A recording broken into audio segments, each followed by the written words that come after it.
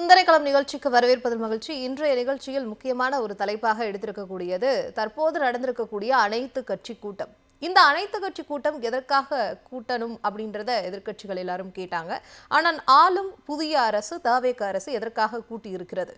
நிறைய கேள்விகள் இருக்கு. இந்த கேள்விகளுக்கெல்லாம் பதில் சொல்வதற்காக இன்றைய நிகழ்ச்சியில் நம்மிடையே இணைந்திருக்கிறார்கள் மாநிலங்களவை உறுப்பினராக இருக்கக்கூடிய திமுகவை சேர்ந்த பேராசிரியர் கான்ஸ்டன்டைன் ரவீந்திரன் அவர்கள் ஜூம் இணையம் வாயிலாக இணைந்திருக்கிறார். வணக்கம் சார். இதை போலவே அரசியல் விமர்சகர் ஆர் சுரேஷ்குமார் அவரும் இணையம் வாயிலாக இணைந்திருக்கிறார். வணக்கம் சார். இன்னும் சற்று நேரத்தில் மூத்த பத்திரிகையாளர் ஜென்ராம் அவர்களும் இணைய இருக்கிறார்.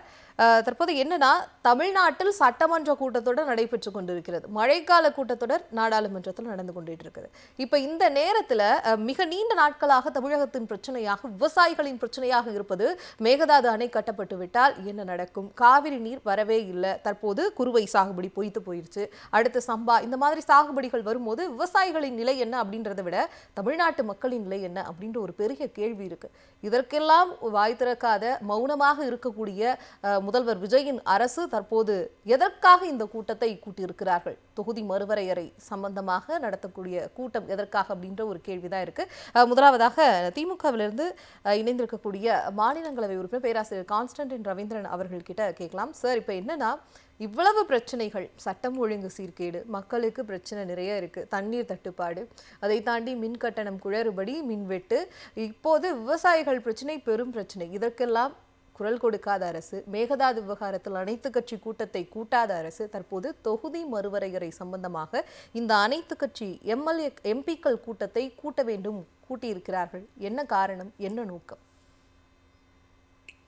இது ஒரு கோமாளி கூத்து மாதிரி நடந்திருக்கு. நான் மிக கடினமான வார்த்தைகளை பயன்படுத்துகிறேன்.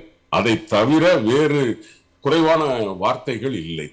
ஏனென்றால், முதலில் ஒரு பாராளுமன்ற உறுப்பினர்கள் கூட்டத்தை கூட்ட வேண்டும் என்று சொன்னால், அந்த பாராளுமன்ற உறுப்பினர்களினுடைய கட்சி தலைவரிடம்தான் அதற்கான அனுமதியை பெற வேண்டும், அல்லது அவரிடம்தான் அந்த அனுமதியை பெற்று பாராளுமன்ற உறுப்பினர்களை பெற்றிருக்க வேண்டும். முதல் கூத்து. அது இல்லாமல் நேரடியாக பாராளுமன்ற உறுப்பினர்களுக்கு கடிதம் எழுதுகிற ஒழுங்கீனம்தான் இந்த கூத்தினுடைய முதல் துவக்கம். இரண்டாவது, இன்றைக்கு அந்த கூட்டம் நடந்து முடிந்திருக்கிறது. முடிந்த பிறகு சட்டத்துறை அமைச்சர் நிர்மல்குமார் பத்திரிகையாளர்களை சந்திக்கிறார். இப்பொழுது இந்த உறுப்பினர்கள் எண்ணிக்கையை ஏன் கூட்ட வேண்டும், இப்ப என்ன வந்தது, இதெல்லாம் அவசியம் இல்லை என்று அவர் பேட்டி கொடுத்தார். அந்த பேட்டியை நேரலையில் நான் பார்த்தேன். அவருக்கு இப்பொழுதுதான் நமக்கு தெரிகிறது அவருக்கு சட்டத்தை பற்றி அறிவில்லை என்பது. ஏனென்றால், இந்திய அரசியலமைப்பு சட்டத்தினுடைய ஆர்டிகிள் 81, 82, 170, 330 and 332 இந்த 5 பிரிவுகள் எதை சொல்லுகிறது என்று சொன்னால், ஒவ்வொரு 10 ஆண்டிலும் சென்சஸ் எடுக்கப்பட வேண்டும். சென்சஸ் எடுத்தவுடன் மறுசீரமைப்பு கண்டிப்பாக நடத்தப்பட வேண்டும் என்று அரசியலமைப்பு சட்டம் சொல்லுகிறது. ஆனா நம்ம சட்டத்துறை அமைச்சர் சொல்றாரு, இப்ப என்ன அவசியம் வந்தது, யார் கேட்டா உங்களிடம்? இப்பொழுது புரிகிறதா? இது ஒரு கூத்து. மூன்றாவது கூத்து, ஒரு பாராளுமன்றத்தினுடைய உறுப்பினர்கள் என்ன செய்ய வேண்டும் என்பதை ஒருவேளை கட்சியின் தலைவர் சொன்னால் போதுமானது. இல்லை, அந்த கட்சியினுடைய பிரதிநிதியாக ஒருவர் போனால் அவர் என்ன செய்ய வேண்டும் என்று சொல்லுகிறாரோ அதை கேட்டு மற்றவர்களுக்கு சொன்னால் முடிந்தது. எவ்வளவோ பெரிய பிரச்சனைகளில் கட்சி கொறடா என்ன உத்தரவிடுகிறாரோ அதை செய்வதுதான் பாராளுமன்ற உறுப்பினர்கள். இதையும் அரசியலமைப்பு சட்டம் சொல்லுகிறது. அப்பா, இன்னைக்கு இத்தனை எம்பிக்களை ஏன் கூப்பிட்டாங்க? ஒவ்வொரு கட்சியில இருந்து ஒரு எம்பியை ஒருவேளை அவங்க கூப்பிடணும்னு நினைச்சிருந்தா ஒரு எம்பியை, ஒரு பிரதிநிதியை கூப்பிட்டு அவரு பேசி இருந்திருக்கலாம். தேவையில்லாத ஒரு அரசியல் கூத்து. அப்ப இந்த கூத்தை இவர்கள் நடத்தியதற்கான காரணம் எது அப்படின்னா, நீங்க உங்களுடைய முன்னுரையில இந்த விவாதத்தினுடைய துவக்கத்தில் சொன்னீர்கள், உயிரிணைய பிரச்சனையாக 14.78 லட்சம் விவசாய குடும்பங்கள் குறுவை சாகுபடி இல்லாமல் வறுமையில் வாடிக்கொண்டிருக்கிற நேரத்தில் இனிமேல் காவேரியில் தண்ணி வராது என்கிற சூழலை உருவாக்கக்கூடிய மேகதாட்டு பிரச்சனை உயிர் பிரச்சனையாக இருக்கிறது. அங்கே இருக்கக்கூடிய முதலமைச்சர் சிவக்குமார் அடித்தாடி கொண்டிருக்கிறார். இவரை ஒரு பொருட்டாகவே மதிக்காமல் அவருக்கு நேர் எதிரான பாரதிய ஜனதா கட்சியினுடைய அமைச்சர் MOS, நீர்வளத்துறையினுடைய MOS, அவரை சொல்ல வைக்கிறார். அதாவது சட்டத்திற்கு புறம்பான கருத்தை, இந்த மேகதாது அணையை கட்டுவதற்கு ஒன்றும் தடங்கல் இல்லை என்று சொல்ல வைக்கிறார். அவ்வளவு வேகத்தில் அந்த மாநிலத்தினுடைய முதலமைச்சர் சிவக்குமார் போய்கொண்டிருக்கிறார். இங்கே நமது முதலமைச்சர் உறங்கி கொண்டிருக்கிறார். உறக்கத்தில் இருந்து திடீரென்று விழித்தவுடன் சில உளறல்களை போல இன்றைக்கு இந்த கூட்டத்தை நடத்தி முடிக்கிறார். இந்த கூட்டத்திலாவது அவர் ஏதாவது முடிவு எடுத்திருக்கிறாரா என்றால் எந்த முடிவும் அந்த கூட்டத்தில் இல்லை. இது கடந்த ஏப்ரல் மாதத்தில் 17ஆம் தேதி நாம் வாக்களிப்பதற்கு முன்னால், மார்ச் மாதமே 5ஆம் தேதி என்று ஞாபகம், நமது தலைவர் அன்றைய முதலமைச்சர் அனைத்து 5 மாநில முதல்வர்கள் மற்றும் பல கட்சி தலைவர்களை கூப்பிட்டு பேசுகிற போது, இந்த டீலிமிட்டேஷன் என்பது அரசியலமைப்பு சட்டத்தின்பால் நடக்கக்கூடியது, அதற்கு எதிரானது அல்ல. திமுக அரசியலமைப்பு சட்டத்தை மதிக்கிறது. ஆனால் நீங்கள் கொண்டு வருகிற இந்த திருத்தம் எங்களை பாதிக்கும், குறிப்பாக தென் மாநிலங்களை பாதிக்கும். எனவே இந்த நீங்கள் கொண்டு வருகிற இந்த மறுசீரமைப்பை ஏற்கனவே 75-ல் 2001-ல் இந்திரா காந்தி அம்மையாரும் முறையே வாஜ்பாய் அவர்களும் ஒத்தி வைத்ததை போல நீங்கள் ஒத்தி வைக்க வேண்டும். இல்லை என்றால் எங்களுக்கு இருக்கக்கூடிய 7.18 என்ற பிரதிநிதித்துவம் குறைந்து விடாமல் நீங்கள் கொண்டு வர வேண்டும். இந்த இரண்டும் தான் அன்றைக்கு சொன்னது. இதை தாண்டி சில விஷயங்கள். ஆனால் இன்றைக்கு முதலமைச்சர் தலைமையில் நடந்த பாராளுமன்ற உறுப்பினர்கள் கூட்டத்தில் என்ன முடிவெடுத்திருக்கிறார்கள் என்று சொன்னால், எந்த முடிவும் இல்லாமல், அந்த முடிவை சொல்லுவதற்கும் அவர்களுக்கு விளக்கம் இல்லாமல் ஏதோ அவசர கோலத்தில் அள்ளி தெளித்திருக்கிறார்கள். ஆனால் முற்றிலும் இது ஒரு நாடகம். அதாவது நமது காவேரியில் மேகதாட்டு அணையில் அனைத்து கட்சியையும் கூப்பிட்டால் கண்டிப்பாக ஒரு கண்டன தீர்மானம், அந்த ஒரு தீர்மானம் போட வேண்டியது இருக்கும். அனைத்து கட்சி கூட்டத்தினுடைய தீர்மானம். அந்த தீர்மானத்தில் முதலில் கண்டிக்க வேண்டியது, மேகதாது அணையை கட்டுவதற்கு முயற்சி செய்கிற காங்கிரஸ் அரசை கண்டிக்கிறேன் முதலில். இரண்டாவது, இந்த மேகதாது அணையை, அந்த அணையை கட்டக்கூடாது என்றும் தண்ணீரை திறந்து விட வேண்டும் என்றும் அறிவுறுத்த வேண்டிய ஒன்றிய பாஜக அரசு அதை கண்டிக்க வேண்டும், அதை அவர்கள் அறிவுறுத்தாத காரணத்தினால். மூன்றாவது, ஒட்டுமொத்த தமிழினமும் மேகதாட்டு அணையை கட்டக்கூடாது என்று எதிர்க்கிறது. அதே நேரத்தில் எங்களுக்கு காவிரியில் இருந்து வர வேண்டிய நீர் வர வேண்டும், அதற்கு ஒன்றிய அரசு ஒத்துழைக்க வேண்டும். இதுதான், இந்த மூன்றும் தான் தீர்மானமாக நிறைவேறியிருக்கும். இந்த 3 தீர்மானத்தை நிறைவேற்றினால் காங்கிரஸ்காரர்கள் உள்ளே உட்கார்ந்து இருக்கிறார்கள். காங்கிரஸ் அரசை கண்டித்து தீர்மானம் நிறைவேற்ற தம்பி விஜய்க்கு தைரியம் இருக்கிறதா? இந்த அரசை காவு கொடுக்க அவர் தயாராக இருக்கிறாரா? எந்த விதத்திலும் தன்னுடைய அதிகாரத்தை தக்க வைத்துக் கொள்ள வேண்டும் என்கிற அதிகார வெறியில் அந்த உயிர் பிரச்சனையில் இருந்து திசை திருப்புவதற்காக இன்றைக்கு அவர் நடத்தி முடித்திருக்கிற இந்த கூட்டம் ஒரு கூத்து போல் நடந்து முடிந்திருக்கிறதே தவிர, இதில் மக்களுக்கோ விவசாயிகளுக்கோ அல்லது இந்த கூட்டத்தில் என்ன நடக்கும் என்று எதிர்பார்த்து கொண்டிருந்த அரசியல் ஆய்வறிஞர்களுக்கோ முற்றிலும் ஏமாற்றத்தை கொடுத்திருக்கிறது என்றுதான் நான் பார்க்கிறேன். இந்த அரசு இவர்கள் அரசு அமைத்ததில் இருந்தே டேக் டைவர்ஷன் அப்படின்ற ஒரு விஷயத்த பாலிடிக்ஸ்ல செய்யறாங்க. இப்படி திசை திருப்புதல் அப்படின்றது ஒரு உயிர் பிரச்சனையாக இருக்கக்கூடிய மேகதாது பிரச்சனைக்கு ஒரு அணை கட்டுவதில் அந்த காங்கிரஸ் அரசு, கர்நாடகா காங்கிரஸ் அவ்வளவு திடமாக இருக்கும்போது இங்கு இருந்து குரல் எழுப்பி இருக்கணும் அப்படின்ற உங்களோட முதல் கட்ட பார்வையை வச்சிருக்கீங்க. தற்போது இங்கு அரங்கத்தில் இணைந்திருக்கிறார் மூத்த பத்திரிகையாளர் ஜென்ராம் அவர்கள். சார் வணக்கம். சார், இப்போ வந்து என்னன்னா, அனைத்து கட்சி கூட்டம் கூட்டணும்னு எதிர்க்கட்சிகள் தொடர்ந்து குரல் எழுப்பினதே மேகதாது பிரச்சனைக்கு. ஆனால் தற்போது சம்பந்தமே இல்லாம தொகுதி மறுவரையறை, டீலிமிட்டேஷன் ரிலேட்டடா நாங்க ஒரு அனைத்து கட்சி எம்பிக்கள் கூட்டம் கூட்டுறோம் அப்படின்றத ஒரு விஷயத்த இன்னைக்கு நடத்தி முடிச்சிருக்காங்க. இதுல என்ன ஒரு கேள்வி வருதுன்னா, இந்த கூட்டத்தின் நோக்கம் என்ன அப்படின்றது எல்லாருக்குமே ஒரு கேள்வி. அதை தாண்டி எம்பிக்களுக்கு இந்த கூட்டத்தில் பங்கேற்கணும்னா அந்த கட்சியின் தலைவருக்கு தான் அந்த ஒரு கடிதமோ அந்த ஒரு அழைப்போ போயிருக்கணும். இப்போ பேராசிரியர் அவர்கள், மாநிலங்களவை உறுப்பினர் அவர்கள் பேசும்போது கூட அதை சொல்லியிருந்தாங்க. ஆனால் கட்சியின் தலைவருக்கே செல்லாமல் டெல்லியில் இருக்கக்கூடிய தமிழ்நாடு இல்லத்துக்கு அந்த எம்பிக்களுக்கு சென்றிருக்கு. ஒரு முறையாகவே இல்லாத இந்த ஒரு குழப்பமான கூட்டம் எதற்கு? அதாவது அதிமுக எம்எல்ஏக்களை அவங்க பக்கம் வென்றெடுக்க வேண்டும் என்றால் அவங்க ஜெனரல் செக்ரட்டரிகிட்ட போய் அதிமுக ஆதரவை கோர மாட்டார்கள், எம்எல்ஏக்களை தனித்தனியாக தூக்குவாங்க. அதே மாதிரி திமுக ஆதரவு அவங்களுடைய நோக்கம் ஒன்றுக்கு வேணும் நாடாளுமன்றத்தில்னா தனித்தனியாக எம்பிக்கள் இடத்துல தான் பேசுவோம், திமுக தலைவர் இடத்துல பேச மாட்டோம் அப்படின்னு ஒரு மனநிலையில் இருக்கிறாங்கன்னு தான் தெரியுது அது. பட்டு இவங்க இப்போ எல்லாரும் பேசுகிறாங்க, ஒரு முதலமைச்சர், அதுக்கப்புறம் அவரை ஆதரிக்கக்கூடிய கட்சிகள், அவருடைய அமைச்சரவையில் இருக்கக்கூடிய அமைச்சர்கள் எல்லாரும் இன்னைக்கு அந்த எம்பி கூட்டம் முடிந்ததுக்கப்புறம் பேசுகிறாங்க, எந்த விதத்துலேயும் தொகுதி மறுவரையறையை ஏற்க மாட்டோம் அப்படின்னு. புதிதாக இவர்கள் கூடி பேசி அப்படி ஒரு முடிவை எடுத்தது போல ஒரு தோற்றத்தை உருவாக்குகிறார்கள். திராவிட முன்னேற்றக் கழகமும் இதே போன்றது ஒரு நிலையை எடுக்க வேண்டும் அப்படின்னு திராவிட முன்னேற்றக் கழகம் ஏதோ வேறு நிலையை எடுக்க இருப்பது போல ஒரு சந்தேகத்தை விதைக்கிறார்கள்.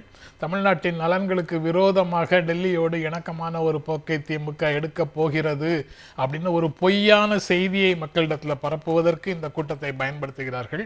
கூட்டத்துக்கு முன்னாலேயே நேற்றே சட்டப்பேரவையில் இதே பிரச்சனையை எழுப்புனாங்க.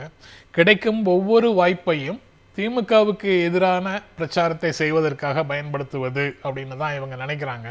தொகுதி மறுவரையறை பிரச்சனையை பொறுத்த வரைக்கும் இவங்க இன்னைக்கு வாத்தியாராக பேசுகிற பள்ளிக்கூடத்தில் ஏற்கனவே பிரின்சிபலாகவும் இருந்த ஒரு மு.க. ஸ்டாலின் அவர்கள் இவங்க திமுக என்ன நிலைப்பாடு எடுக்கணும் அப்படின்னு இவங்க வகுப்பு எடுத்துட்டு இருக்கிறாங்க. இவங்களுக்கு திரும்ப திரும்ப ஒரு விஷயத்த சொல்ல வேண்டியது இருக்குது. அந்த கூட்டணி எம்பிக்களுக்கு, தாவேக்கால எம்பி இல்லை, அங்கே அட்டன் பண்ண மற்ற எல்லா எம்பிக்கள் ஆனது பெரும்பாலும் திமுகவால் தான் ஆனவங்க. அவங்களுக்கு கடந்த மார்ச் மாதமே அனைத்து கட்சி கூட்டத்தை திமுக கூட்டியதுங்கிறது தெரியும். 5 மாநில முதலமைச்சர்களை கூட்டி ஒரு தீர்மானம் போடப்பட்டது அப்படிங்கிறது தெரியும். அதற்கு பிறகு 2025 மார்ச்சில் நடந்தது. அது 26 தேர்தலுக்கு முன்னால் சிறப்பு அமர்வு, நாடாளுமன்ற அமர்வில் இதே பில்லை தோற்கடித்தது திமுக அதில் ஒரு முக்கியமான பங்காற்றியதுங்கிறது தெரியும். ஆனால் அப்படி எந்த விதமும் வரலாற்றில் அந்த மாதிரி திமுகவினுடைய பங்களிப்பை முழுவதும் மறைக்கும் விதமாக புதிதாக ஏதோ ஒன்று நடப்பது போல இந்த எல்லா எம்பிக்களும் இன்னைக்கு பேசுகிறாங்க. திமுக ஏதோ இதற்கு மாறாக ஏதோ செய்ய போவது போல ஒரு தோற்றத்தை மக்கள் மத்தியில் உருவாக்குவதற்கான பிரச்சாரத்தை செய்கிறாங்க. பட்டு இவங்க இன்னைக்கு சொல்லக்கூடிய எல்லா விஷயங்களும் அன்னைக்கே மார்ச்லேயே 2025 மார்ச்லேயே மு.க. ஸ்டாலின் தலைமையிலான அந்த அந்த கூட்டம் முடிவு செய்து தீர்மானம் போட்டிருக்கு. 1971 மக்கள் தொகையை அடிப்படையாக கொண்டு 543 இடங்கள் என்று போட்டிருக்கிறதும், தமிழ்நாட்டில் 39 இடங்கள்னு இருக்கக்கூடியதும், இன்னும் 25 ஆண்டுகளுக்கு நீங்கள் இந்த எண்ணிக்கையை முடக்கணும், அதிகரிக்கக்கூடாது அப்படிங்கிற தீர்மானத்தை போட்டு திமுக கொடுத்துருக்குது. அதே விஷயத்தை தான் 2 வருடங்கள் கழித்து இன்னைக்கு 1 வருடம் கழித்து இன்னைக்கு சொல்கிறாங்க அவங்க.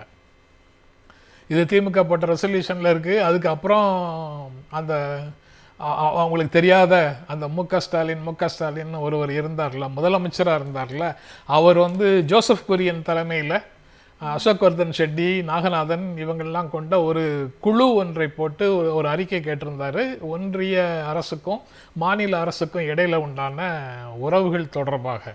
அந்த குழு தொகுதி மறுவரையறை சம்பந்தமாக சில பக்கங்கள் அறிக்கையில் குறிப்பிட்டிருக்கிறாங்க. அதுலேயும் அவங்க முதலமைச்சர்கள் சேர்ந்து நடத்தின கூட்டத்திலேயாவது 25 ஆண்டுகளுக்கு அந்த முடக்கம் வேணும்னு கேட்டாங்க. அந்த அறிக்கை பரிந்துரையில் என்ன சொல்லுது, 100 ஆண்டுகளுக்கு 2126 வரைக்கும்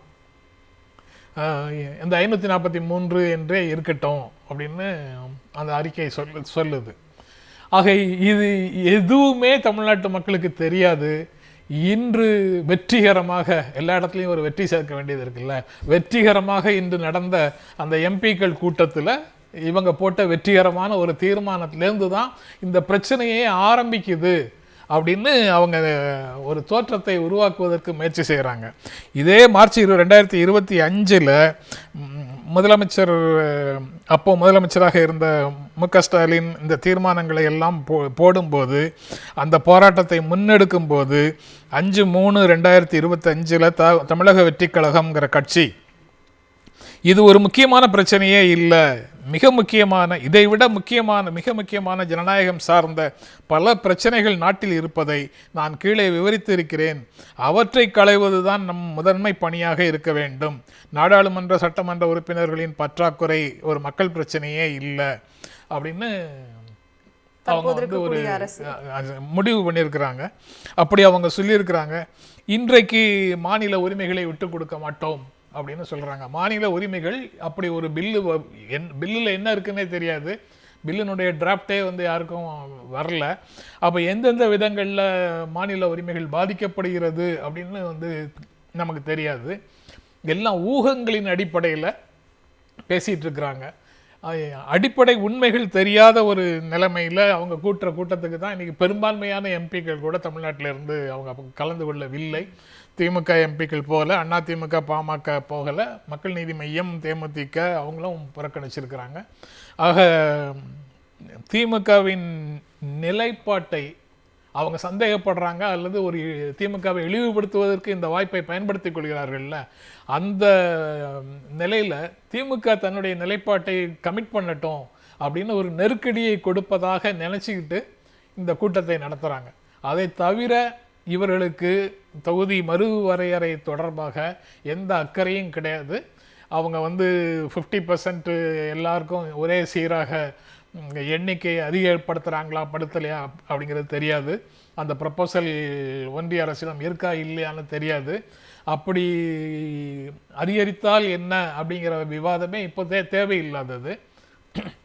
ஏன்னா அவங்கள்ட்டே அந்த ப்ரப்போசல் இருக்கா இல்லையான்னு தெரியாதப்போ, அது அவங்க பில்லில் சேர்த்துருக்காங்களா சேர்க்கலையான்னு தெரியாதப்போ, போன இந்த ஏப்ரலில் தோற்கடிக்கப்பட்ட மசோதாவிலிருந்து இப்போது வரக்கூடிய மசோதா எந்த விதத்தில் மாறுபட்டது திருத்தப்பட்டதுங்கிறது தெரியாத ஒரு சூழலில் ஊகங்களின் அடிப்படையில் நீங்கள் வந்து எது வந்தாலும் நாங்கள் எதிர்ப்போம்னு அப்படின்னு ஒரு உறுதிமொழியை எதிர்பார்க்குறாங்க. அது காங்கிரஸுக்கு தேவைப்படுகிறது அந்த உறுதிமொழி.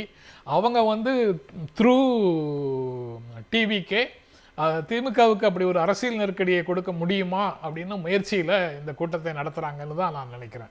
திமுகவுக்கு ஒரு அரசியல் நெருக்கடி கொடுக்கறதுக்காக இந்த கூட்டப்பட்டிருக்கு அப்படின்ற முதல்கட்ட பார்வையை சொல்லியிருக்கீங்க. அரசியல் விமர்சகர் சுரேஷ்குமார் அவர்கள்கிட்ட கேள்வி கேட்குறேன். சார், இந்த அனைத்து கட்சி கூட்டத்தில் எம்பிக்கள் வந்து காங்கிரஸ்லேருந்து, விசிகலேருந்து, மதிமுகலேருந்து, மார்க்சிஸ்ட் கம்யூனிஸ்ட், இந்தியன் கம்யூனிஸ்ட், அதை தாண்டி இந்தியன் யூனியன் முஸ்லீம் லீக் இவங்க எல்லாருமே கலந்துருக்காங்க. இப்போ என்னன்னா, இவர்கள் அனைவருமே காங்கிரஸ், விசிக, கம்யூனிஸ்ட், இந்தியன் யூனியன் முஸ்லீம் லீக் இவங்க எல்லாருமே திமுக கூட்டணியில் இருந்து தற்போது தாவேக கூட்டணிக்கு போயிருக்காங்க.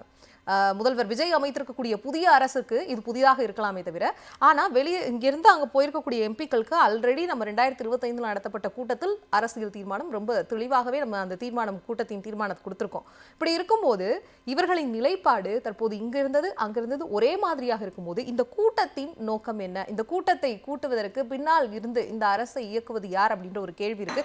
அரசியல் விமர்சகர்கள் நிறைய பேர் சொல்லியிருக்காங்க. இருந்தாலும் உங்களுடைய கருத்தை நாங்கள் எதிர்பார்க்கிறோம்.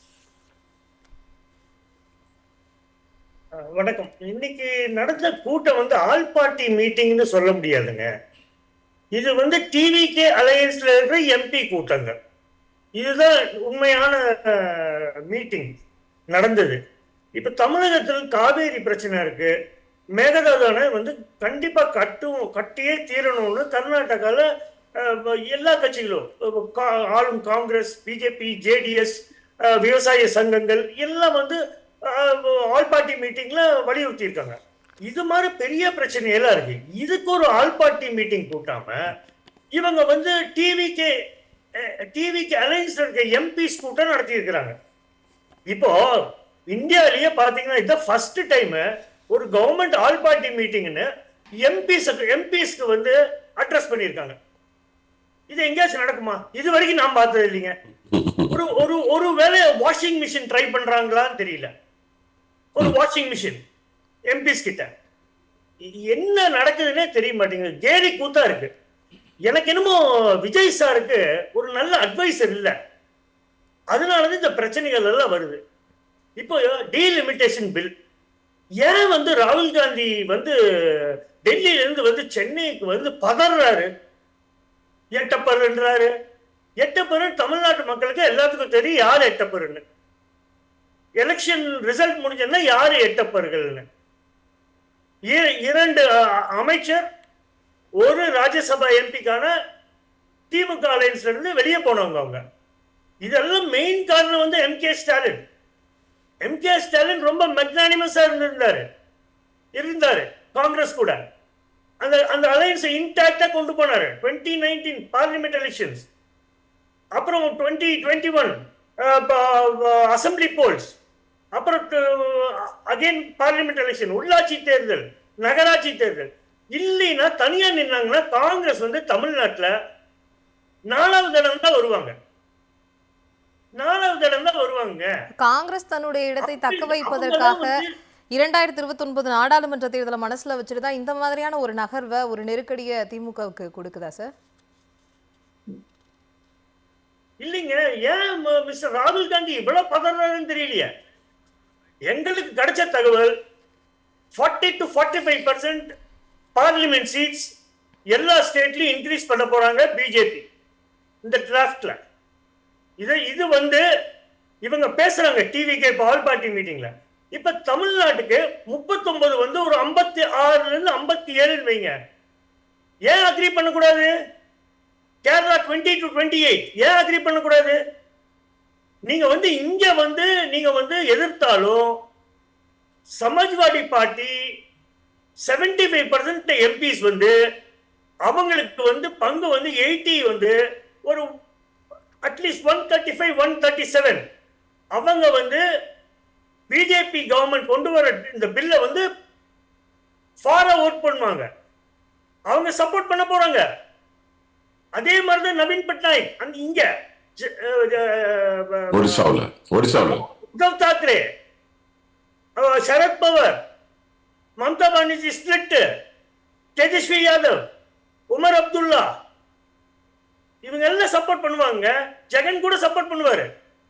ஏன் கம்யூனிஸ்ட் வந்து இப்போ கேரளால ஒரு 20 வந்து 28 ஆச்சுன்னு வைங்க, ஏன் சப்போர்ட் பண்ண மாட்டாங்க? அப்ப கேரளால வந்து ரொம்ப வெரி ஷ்ரூடு. அவங்க என்ன நினைப்பாங்க, கம்யூனிஸ்ட் சப்போர்ட் பண்ணலைன்னா மக்களுக்கு வந்து துரோகம் பண்றீங்கம்பாங்க கேரளால. இதே மாதிரி தான் தமிழ்நாடு நடக்கும். வந்து 39 வந்து ஒரு 57 58 ஆனா என்ன ப்ராப்ளம்? சப்போர்ட் பண்ணலாம். விமென்ஸ் ரிசர்வேஷன் பில் பாஸ் ஆயிரும். அப்ப இது வரும்போது எவ்வளவு விமன் வந்து ஆக்டிவ் பாலிடிக்ஸ் வராங்க.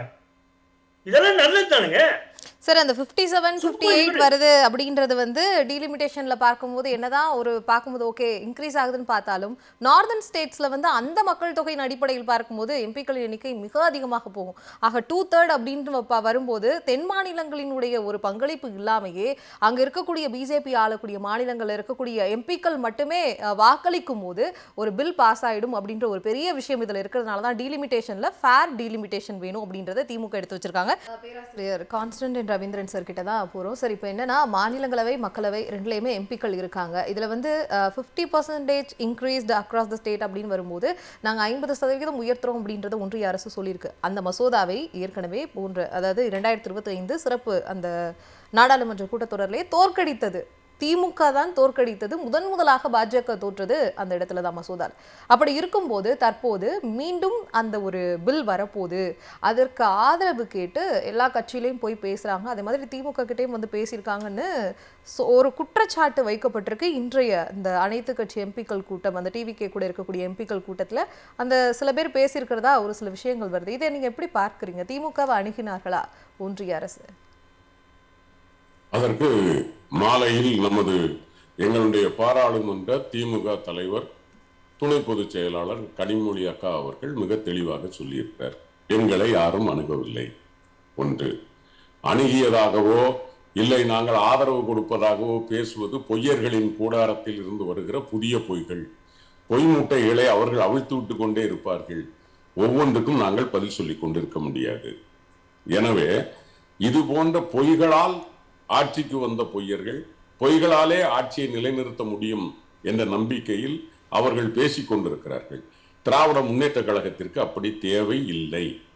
இன்னொன்று, நாம் இந்த 543 நீங்க நிறுத்திடணும் அப்படின்னு நம்ம சொன்ன போது ஒரு சில அறிவாளிகள் பல கேள்விகள் கேட்டார்.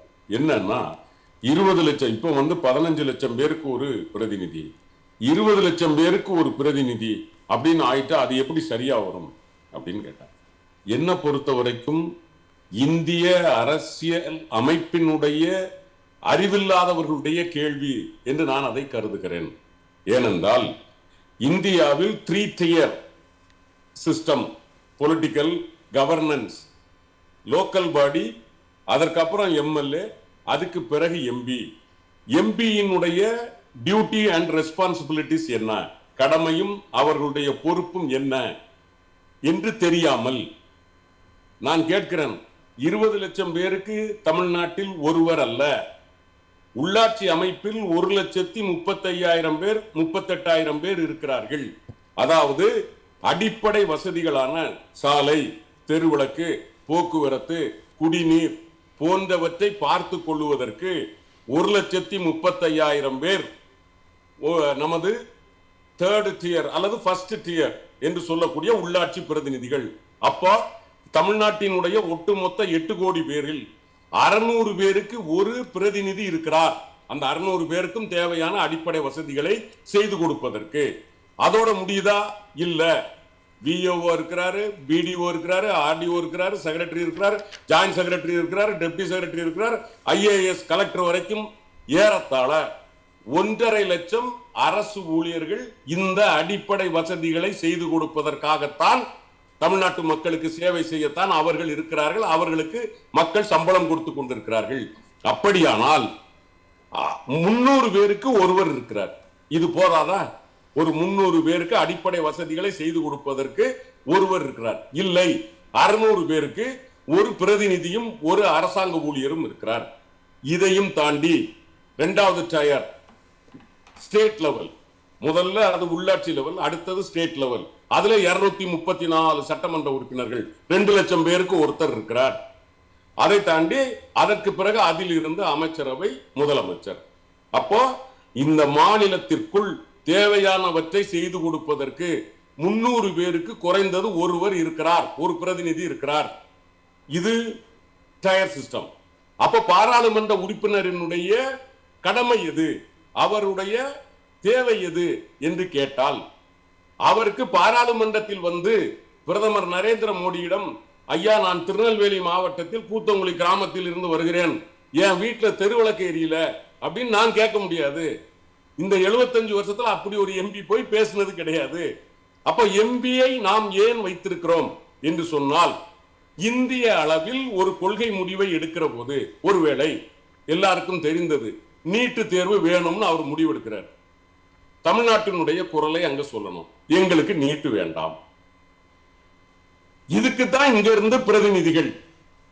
இந்த பாராளுமன்ற உறுப்பினர்களினுடைய கடமை என்பது இந்திய அளவில் எடுக்கப்படக்கூடிய கொள்கை முடிவுகள், திட்டங்களில் தமிழ்நாட்டிற்கானதை நாம் பெற்றுக்கொள்வதற்கு. அப்படின்னா எதுக்கு 38 பேர், எல்லாம் 39 பேர் நமக்கு? அப்படின்னா 38 மாவட்டம் இருக்கு, மாவட்டத்துக்கு ஒருவர் இருக்கிற போது அவரவர்கள் கருத்தை அவரவர்கள் சொல்லுவதற்கு, உணர்வு பூர்வமாக பேசுவதற்கு வாய்ப்பு இருக்கும்.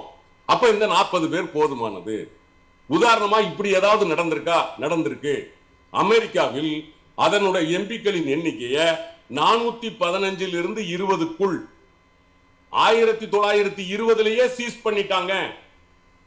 அவங்க தெளிவா சொல்றாங்க, எம்பிக்கள் இங்க இருக்கிற திட்டங்களை நிறைவேற்றுவதற்கோ அடிப்படை வசதிகளை செய்து கொடுப்பதற்கோ அல்ல, தேசிய அளவில் கொள்கைகளை பேசுவதற்கும் தத்துவங்களை நிலைநிறுத்துவதற்கும் தங்களுடைய மாநிலத்தினுடைய உரிமைகளை பேசுவதற்கும் தான் அவர்கள் போகிறார்களே தவிர அங்க போய் அடிப்படை வசதி வேணும்னு கேட்கறதுக்கு போகல.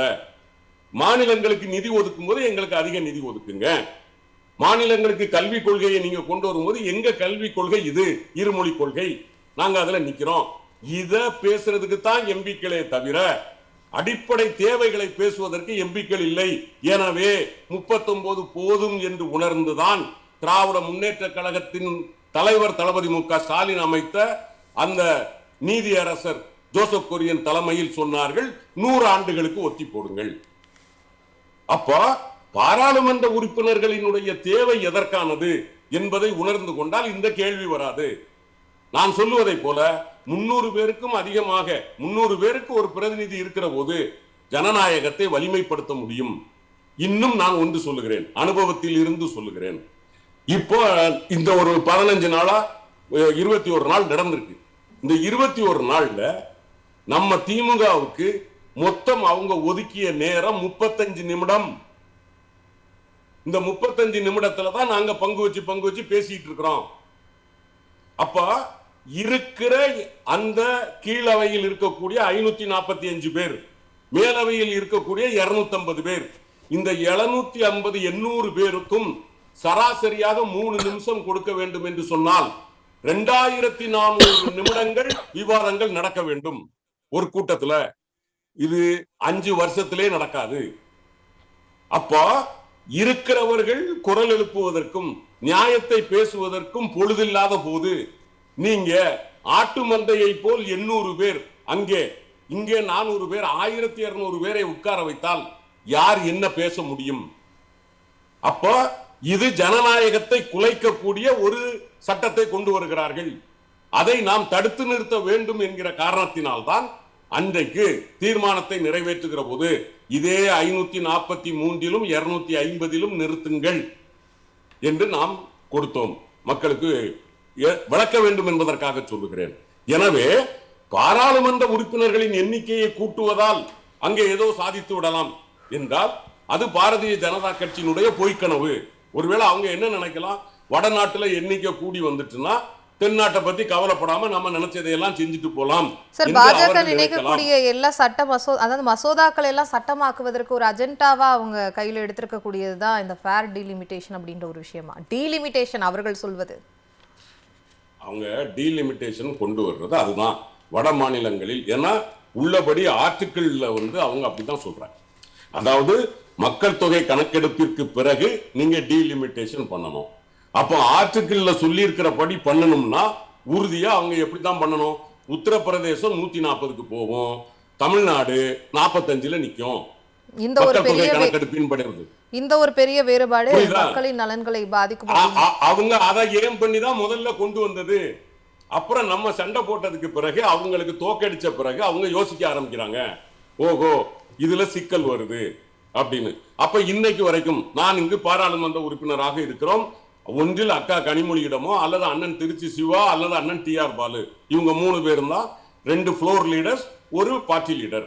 இவங்க 3 பேருக்கும் இந்த மாதிரி டீலிமிட்டேஷனை கொண்டு வர்றதா இருந்தா அவங்களுக்கு டிராஃப்ட் காப்பி வந்திருக்கும். நாங்க இதை புதுசா கொண்டு வர, ஏன்னா அது தோற்கடிக்கப்பட்டு விட்டது, அதுக்கு மீண்டும் உயிர் கொடுக்க முடியாது. உயிர் கொடுக்கணும்னா புதுசா தான் கொண்டு வரணும். அப்ப இன்ட்ரோடியூஸ் பண்ணணும். அப்ப இன்ட்ரோடியூஸ் பண்ணணும்னா குறைஞ்சது ஒரு வாரத்திற்கு முன்னாடியாவது, அல்லது இந்த பாஜக வந்த பிறகு இந்த ஜனநாயக குரல் வலையை நெரிக்கிற மாதிரி 48 மணி நேரத்துக்கு முன்னாடி அவங்க கொடுக்குவாங்க. இதுவரைக்கும் கொடுக்கப்படல. அப்போ வராத பில்ல பத்தி கவலைப்படுற மாதிரி நடிக்கிற ஜோசப் விஜய், அந்த நடிப்பிற்கு துணை போகிற எட்டப்பர் கூட்டங்கள், இதெல்லாம் சேர்ந்து நடத்துற இந்த கூத்து நாடகத்துல நாங்க நடிக்க விரும்பல. எங்க தலைவன் தளபதி மு.க. ஸ்டாலின் உணர்வு பூர்வமாக இந்த மண்ணுக்கும் இந்த மக்களுக்கும் உழைத்துக் கொண்டிருக்கிறார். வாழ்வோ சாவோ இந்த மக்களுக்கானதுதான் திராவிட முன்னேற்ற கழகம் என்பதை அவர் நிலைநிறுத்தி இருக்கிறார்.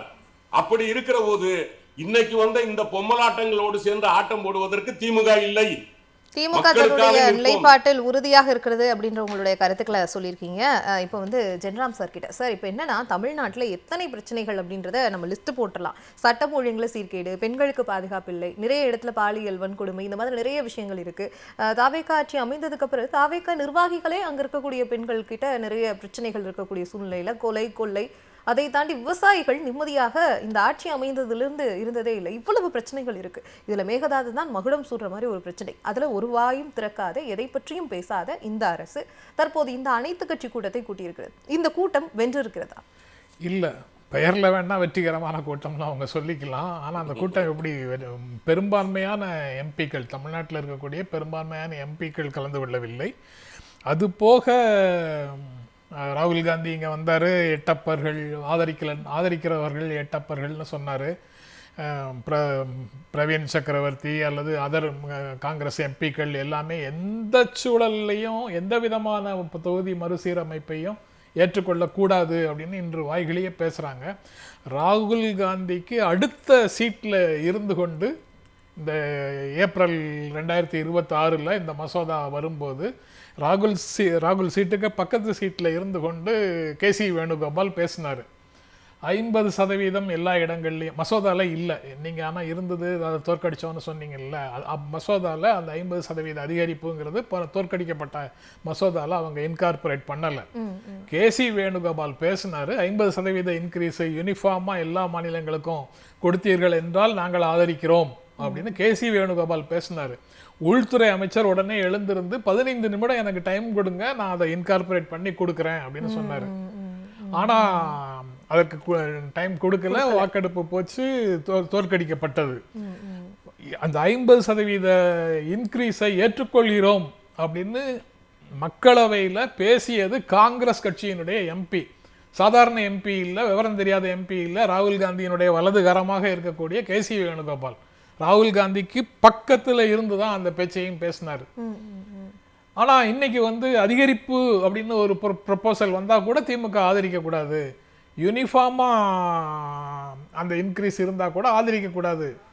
இன்க்ரீஸாக ஆதரிக்கலை, ஏன்னா அதில் இன்க்ரீஸாக ஆதரிக்கலை அப்படிங்கிறதுக்கு சொல்லக்கூடிய காரணங்கள் இப்போ நண்பர் கான்ஸ்டன்டைன் ரவீந்திரன் சொன்னார்ல, இப்போ 543க்கே ஆழமான விவாதங்கள் நடத்துவதற்கான வாய்ப்பு இல்லை. இதில் 850 ஆயிடுச்சுன்னா சுத்தமாக மாபோக்ரஸி தான் இருக்கும், டெமோக்ரஸி இருக்காது அப்படின்னு ஒரு உணர்வை சொல்கிறாங்க. அது என்னை பொறுத்த வரைக்கும் சப்ஜெக்டிவ் திங்கிங், அதாவது ஆளுக்கு ஆள் வேறுபடக்கூடியது. எனக்கு 543 பேரே மாபோக்ரஸியாக தான் தெரியுது. அதுவே அதிகம்தான். யார் குறிப்பிட்ட 4 பேர் மாநிலங்களவையில்னா, இப்போ திமுகலேருந்துன்னா மாநிலங்களவையிலேருந்து 4 பேர், மக்களவையிலேருந்து ஒரு 4 பேர் திரும்ப திரும்ப பேசுகிறாங்கன்னு வச்சுக்கோங்க. நீங்கள் 40 பேர் இருந்தாலும் அந்த 4 பேர் அல்லது கூட ஒரு 2 பேர் அவ்வளவுதான் பேச முடியும். எவ்வளவு பேர் இருந்தாலும் அப்படிதான் பேச முடியும். தமிழ்நாட்டின் தேவைகளே அவங்க 4 பேர் கரெக்டாக யார் பேசுகிறாங்களோ அவங்க தான் பேசுவதற்கான வாய்ப்பை கட்சி கொடுக்கும். கட்சி தானே அதை கொடுக்குது. ஆனால் கும்பல் அதிகமாச்சுன்னா கூச்சல் போடுவாங்க. தமிழ்நாட்டினுடைய எண்ணிக்கை தென்னிந்தியாவோட எண்ணிக்கை குறைவாக இருக்குது, அதனால் கூச்சல் போட்டு நம்மை அழுத்தி விடுவார்கள் அப்படின்னு சொல்கிறாங்க. இப்போ காங்கிரஸ் சொல்லுது, பேசுகிறாங்க, காங்கிரஸ்லேருந்து பேசுகிறவங்கெல்லாம் அப்படி பேசுகிறாங்க. ஆனால் அந்த ப்ரப்போசலை, பில்லில் இல்லாத ப்ரப்போசலை அங்கே சொன்னது கேசி வேணுகோபால். இந்த ஏப்ரல் 2026 தேர்தலுக்கு 2 நாள் முன்னால் பேசினது கேசி வேணுகோபால். ஆனால் இது அங்கே இருக்கக்கூடிய இந்த 8 இங்கேருந்து திமுக ஆதரவாக வெற்றி பெற்று அந்த பக்கத்தில் இப்போ இருக்காங்களே, அந்த 8 எம்பிக்களுக்கும் நல்லா தெரியும். ஆனால் அவங்க கேசி வேணுகோபால் தான் முதல்ல செங்கலை உருகி துரோகம் பண்ணாரு அப்படின்னு இன்னைக்கு வாயை திறந்து சொல்ல மாட்டாங்க, சொல்றது இல்லை. அவங்களும் சேர்ந்து திமுக பிஜேபியோட அட்ஜஸ்ட் பண்றது மாதிரி ஒரு செய்தி இருக்கு. திமுகன்னு சொல்லல, சில கட்சிகள் பாஜகவோடு சமரசம் செய்து கொள்ள தயாராக இருக்கின்றன என்று கேள்விப்படுகிறோம் அப்படின்னு அந்த சந்தேகத்தை மக்கள் மத்தியில விதைக்கக்கூடிய வேலையைத்தான் அவங்க செஞ்சிட்டு இருக்கிறாங்களே தவிர, இந்த இன்றைய கூட்டம் அதற்குத்தான் பயன்பட்டு இருக்கிறதே தவிர உண்மையிலேயே டெலிமிட்டேஷன் தொடர்பாக ஒரு இன்ச்சு கூட நகரல. சார், சொல்ல போனா ஒரு கூட்டம் நடந்தா தீர்மானம் இல்லை என்ன முடிவு எடுத்துக்கொண்டத யாராவது ஒரு ஆளாவது வெளியே பேசுவாங்க. இல்ல, நான் என்ன நினைச்சேன், தவேகா தனியாக டீலிமிட்டேஷனை எதிர்த்து கருத்து சொல்வதற்கு தயங்குகிறது. அந்த தயங்குகிறதுங்கிற சொல்ல நான் தயங்குகிறதுன்னு சொல்றேன், வேற ஒவ்வொருவரையும் வேற வார்த்தையை போட்டு சொல்லலாம். அஞ்சுகிறது, பயப்படுகிறதுன்னு என்ன வார்த்தை வேண்டுமானாலும் சொல்லலாம். தயங்குகிறது. ஆனா இந்த கூட்டமாக எம்பிக்கள் கூட்டத்தில் ஒரு ரெசல்யூஷன் போட்டா அந்த கூட்டத்துக்கு பின்னாடி நாம ஒளிந்து கொள்ளலாம்னு ஒரு கூட்டத்தை கூட்டுறாங்களோன்னு நான் நினைத்தது உண்டு.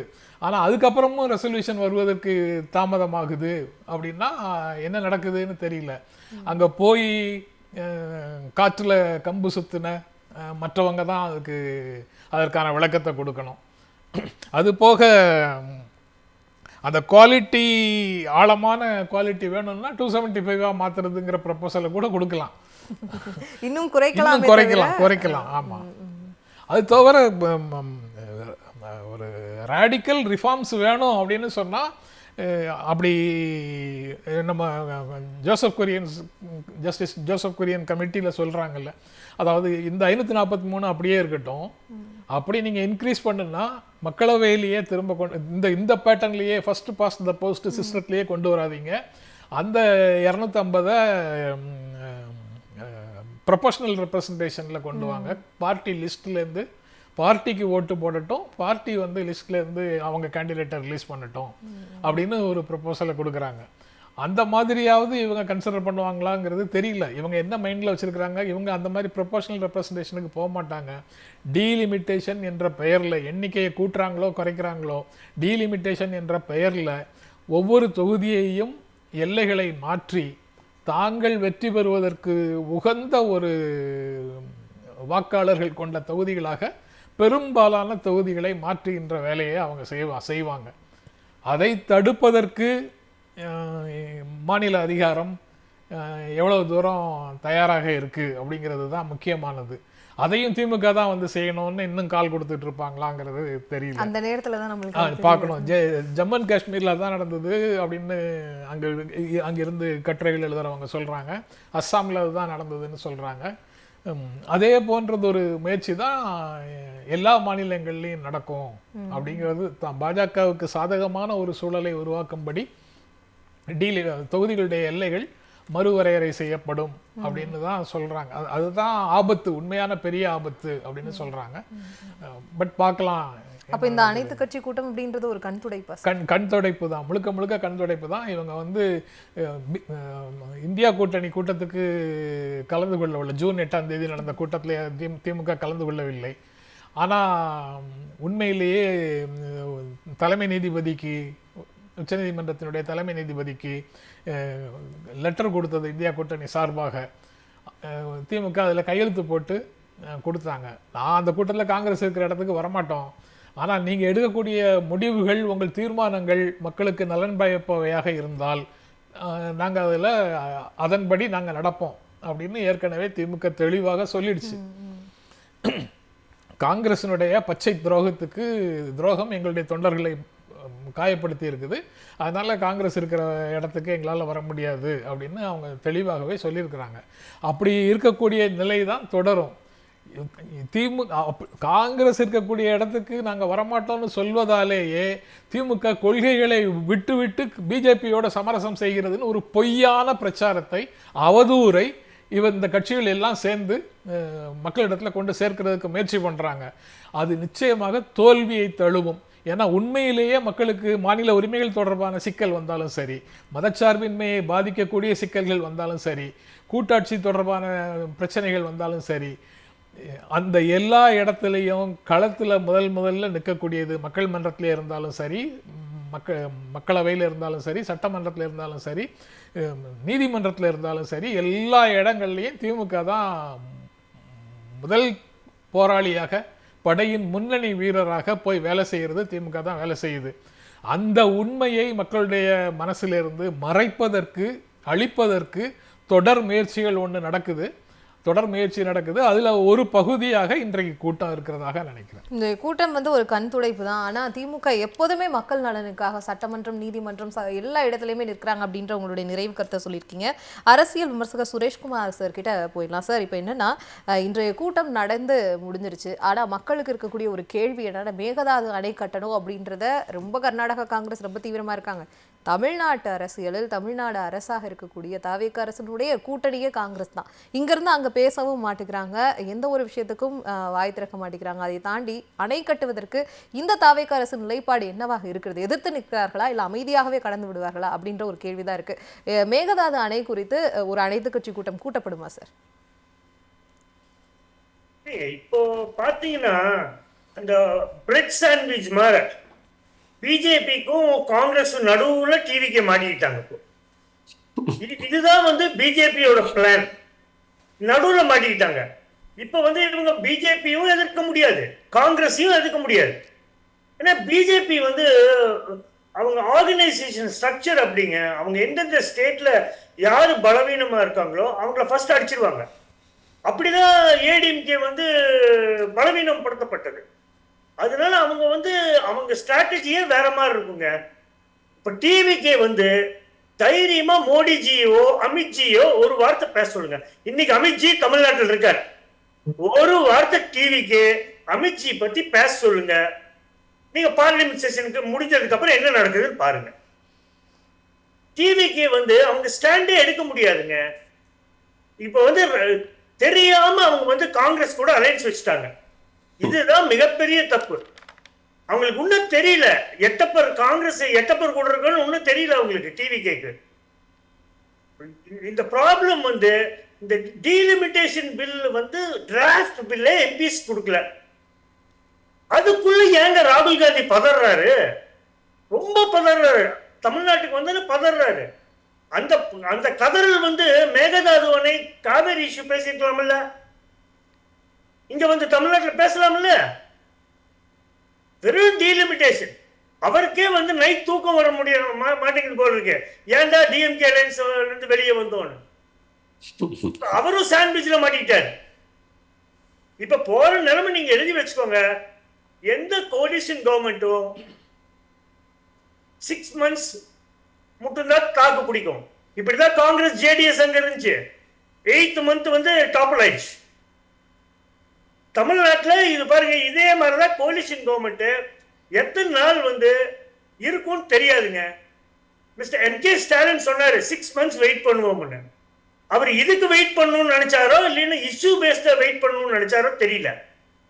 Wait and சீங்க.